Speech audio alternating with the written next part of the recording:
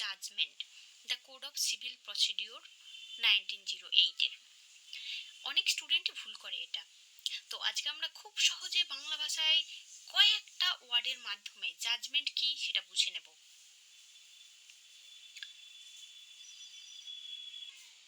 Hello, আমি NK আবার চলে এলাম তোমাদের সহজভাবে আইন বোঝানোর জন্য। আজকে তোমাদেরকে আমি বোঝাবো judgment, the code of civil procedure 1908-এর।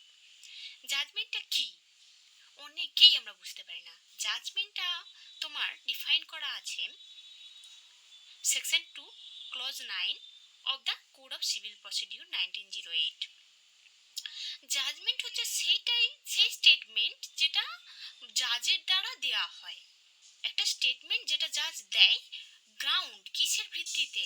তোমার ডিক্রি আর অর্ডারের ভিত্তিতে যেটা দেয়।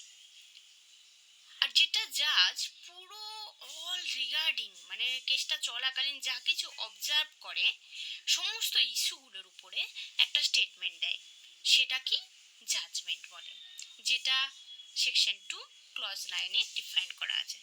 আশা করছি খুব সহজভাবে বাংলা ভাষায় তোমাদেরকে আমি এটা বুঝিয়ে দিতে পেরেছি জাজমেন্ট কী জিনিস। ভালো লাগলে please like, subscribe and share.